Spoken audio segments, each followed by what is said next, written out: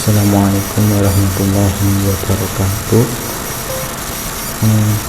Di sini saya akan menerangkan tentang bab review database. Tujuan dari mempelajari bab ini itu yang pertama adalah memahami DBMS dan komponennya, dan yang kedua yaitu memahami ER model atau Entity Relationship Model, dan yang ketiga memahami SQL. Selanjutnya yang terakhir yaitu memahami konsep formalisasi.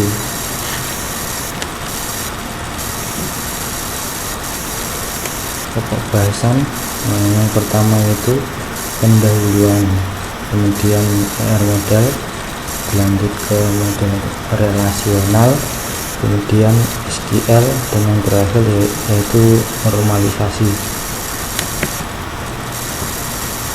Teman-teman, basis data kumpulan data. Basis data atau kumpulan data yang dapat digambarkan sebagai aktivitas dari satu atau lebih organisasi yang berrelasi.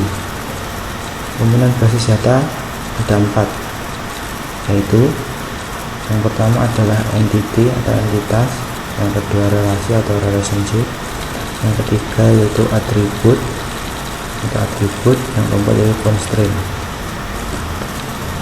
DBMS atau Database Management System adalah perangkat lunak untuk membantu pemeliharaan dan sebagai utilitas kumpulan data dalam jumlah besar. Dan untuk ER model, entitas adalah objek dunia nyata yang dapat dibedakan dari objek yang lain. Dalam ER model dikenal beberapa jenis entitas, yaitu entitas kuat, dan yang kedua yaitu entitas lemah. Dan ada atribut.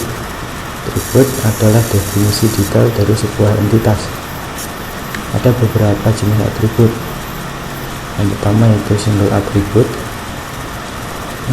yang kedua multiple atribut, yang ketiga derived atribut, dan yang terakhir yaitu composite atribut. Dan ada relasi. Relasi adalah asosiasi atau hubungan dari beberapa entitas dengan entitas lain.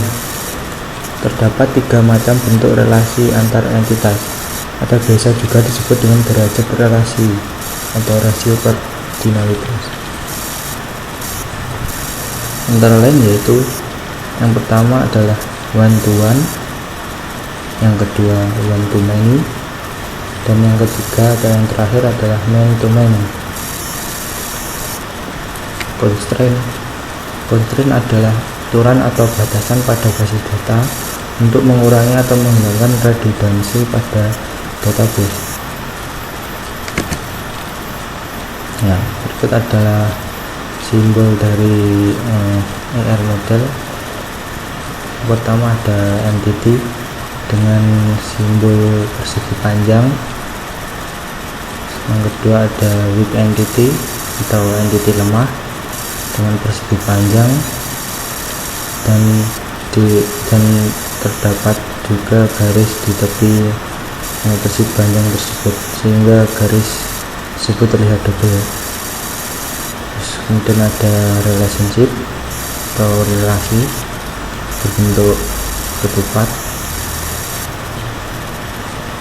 Terus berikutnya ada identifying relationship dengan ketupat dan garis di luarnya sehingga ketupat tersebut terlihat memiliki garis double. Terus simbol tersebut adalah identifying relationship.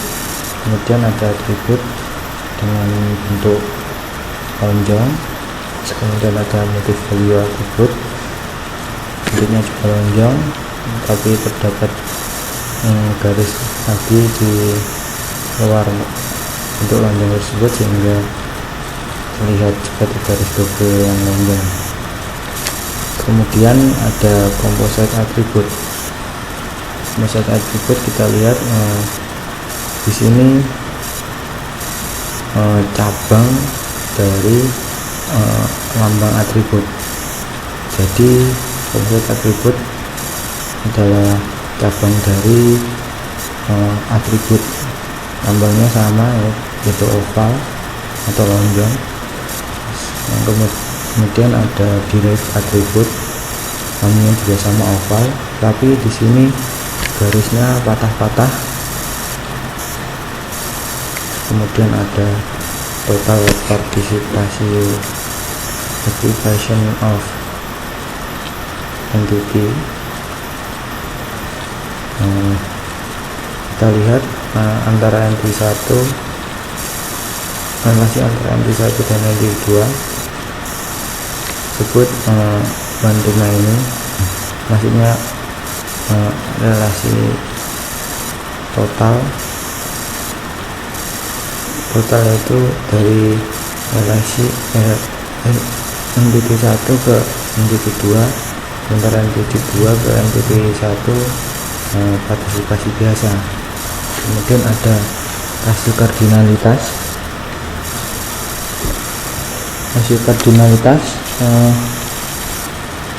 Dari entity 1 ke entity 2 kita lihat terdapat angka 1 dan huruf N. Hal tersebut melambangkan bahwa entity 1 ke entity 2 memiliki relasi one dan N adalah magnitudo antara relasi entity 1 dan entity 2 memiliki cardinality ratio yaitu one-to-many. Kemudian struktural constraint atau min-max pada partisipasi entity tersebut kita lihat entity tersebut dapat dua lambang, min atau max. Dan contoh ER model pada suatu instansi atau perusahaan dapat kita lihat terdapat dua objek, yang pertama itu employees dan juga departemen.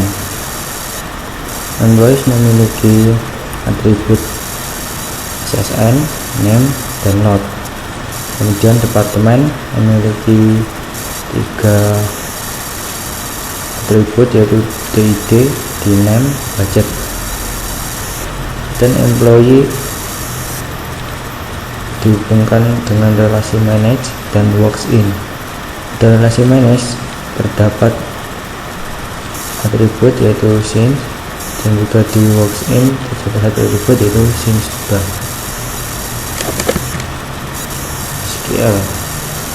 SQL atau Structural Query Language adalah bahasa pemrograman khusus yang digunakan untuk manajemen data dalam DBMS. Jenis-jenis SQL ada tiga, yaitu DDL atau Data Definition Language, kemudian ada DML, Data Manipulation Language, yang ketiga dan yang terakhir yaitu DCL, Data Control Language. Dan ketiga jenis perintah SQL dapat juga dua jenis SQL tambahan, yaitu yang pertama Transaction Control Language dan yang kedua Programmatic SQL. DDL atau Data Definition Language adalah jenis instruksi SQL yang berkaitan dengan pembuatan struktur tabel maupun database. Berikut perintah-perintah yang terdapat pada DDL. Yang pertama yaitu create, terus alter, drop, dan rename. Create, perintah create adalah untuk membuat, drop untuk menghapus, rename untuk mengupdate atau mengupdate. Kemudian DML atau Data Manipulation Language adalah jenis instruksi SQL yang berkaitan dengan manipulasi pada suatu objek pada basis data. Perintah yang terdapat pada DML yaitu select, insert, update, dan delete. Select yaitu untuk memilih, insert adalah perintah untuk mengimport atau memasukkan, update untuk mengupdate, dan delete untuk menghapus. Berikutnya yaitu DCL atau Data Control Language. DCL adalah jenis instruksi SQL yang berkaitan dengan manajemen hak akses dan pengguna atau user yang dapat mengakses database maupun tabel.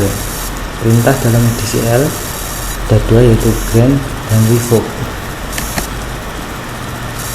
Ada lagi yaitu DCL atau Transaction Control Language adalah perintah SQL untuk proses transaksi. Perintah yang terdapat dalam DCL ada tiga, yaitu commit, kemudian ada rollback, dan yang ketiga ada save point. Commit yaitu perintah untuk mempermanenkan coding yang telah kita buat sebelumnya. Kemudian rollback yaitu perintah untuk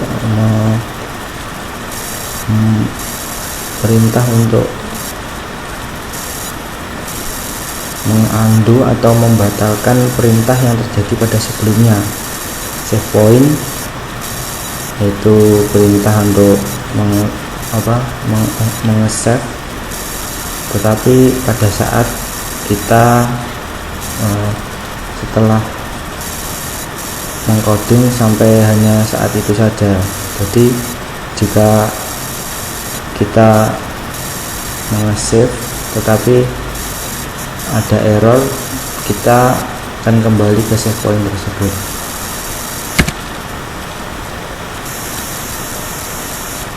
Kemudian itu programmatic SQL berkaitan dengan subprogram stored procedure maupun penjelasan mengenai struktur database.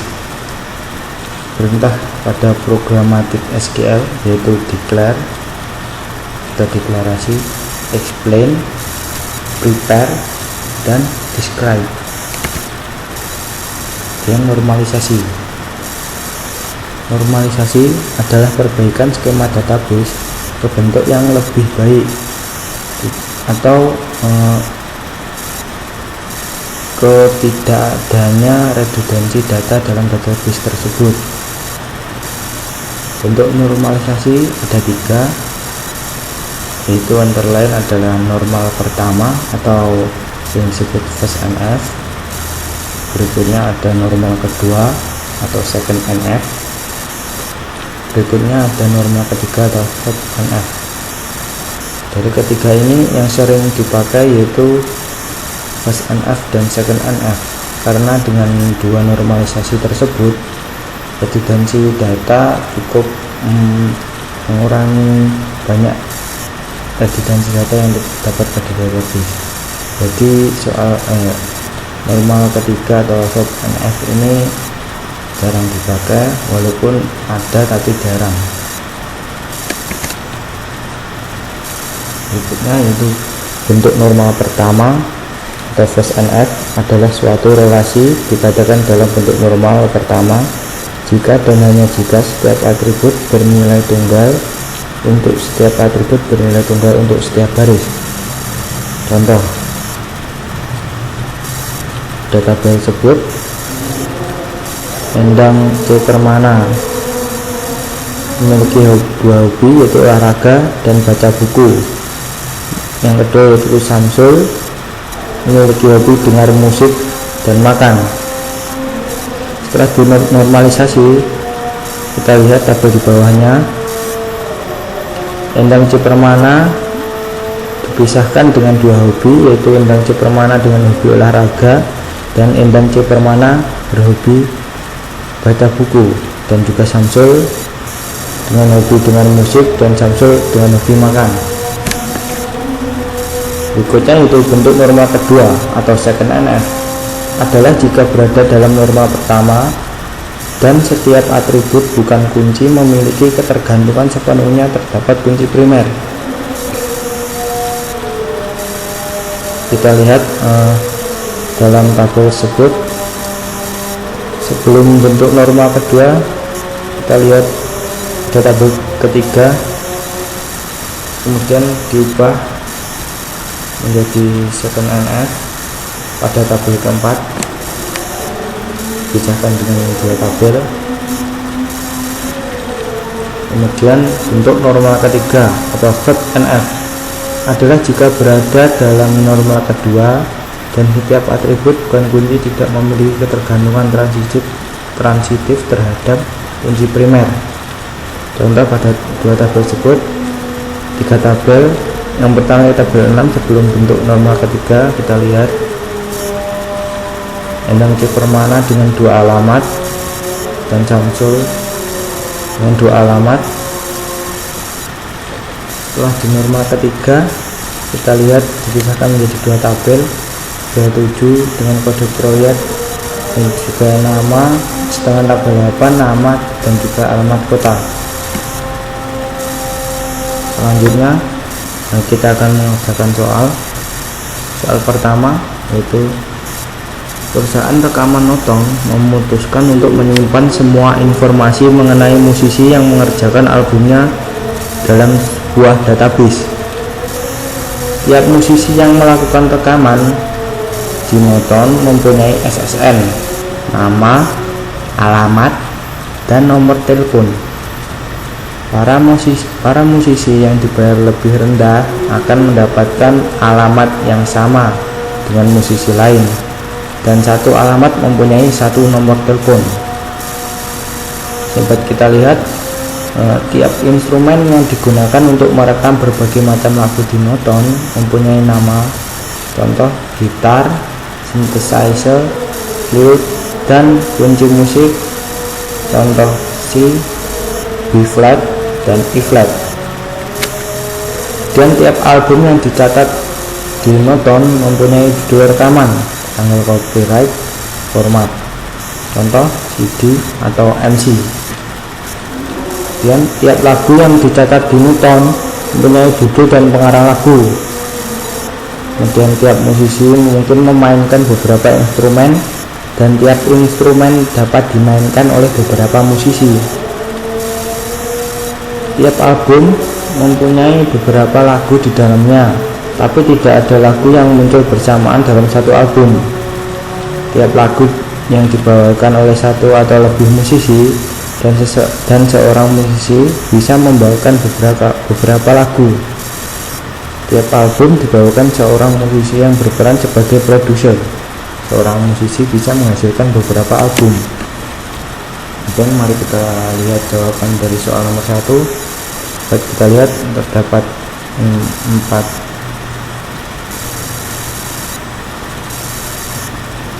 entitas,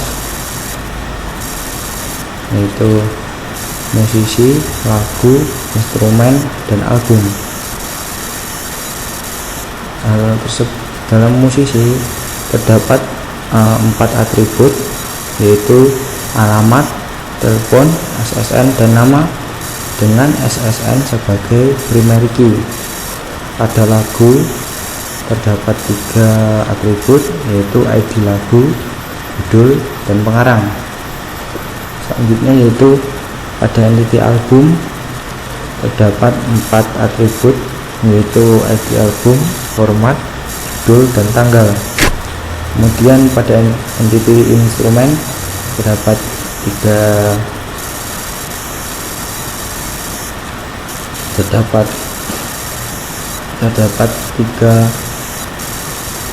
atribut, yaitu kunci, nama, dan ID instrumen, dan ID instrumen sebagai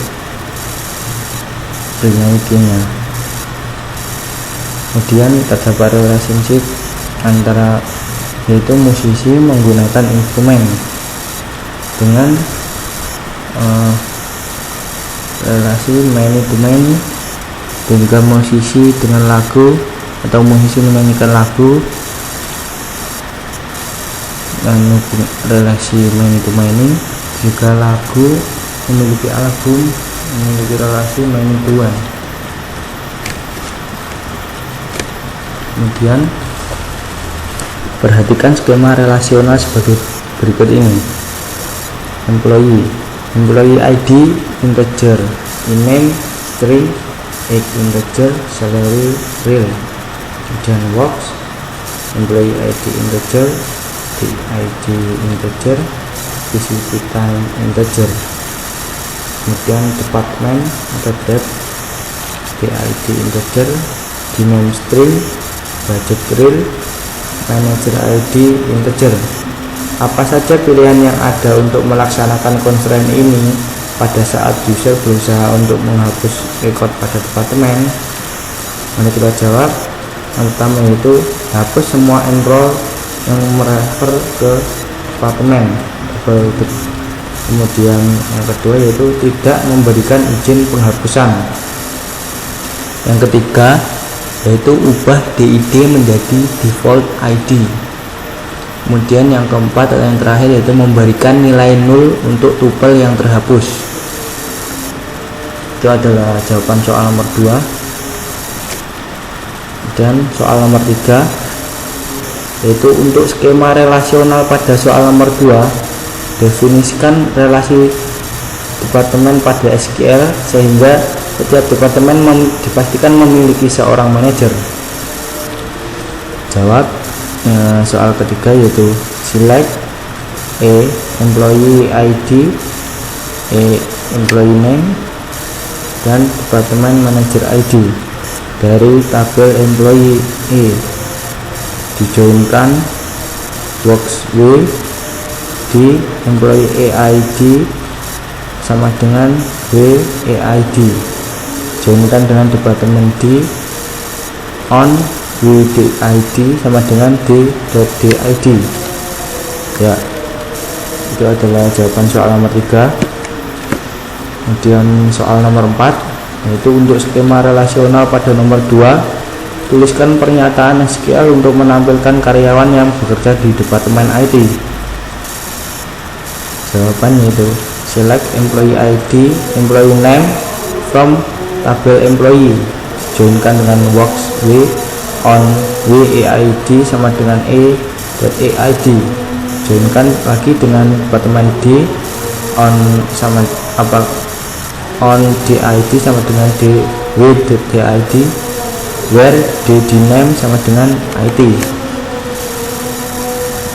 Soal nomor 5 yaitu untuk skema relasional pada nomor 2, tuliskan pernyataan SQL untuk menampilkan karyawan yang bekerja di departemen IT dan memiliki usia yang lebih dari usia rata-rata orang-orang yang bekerja di departemen IT.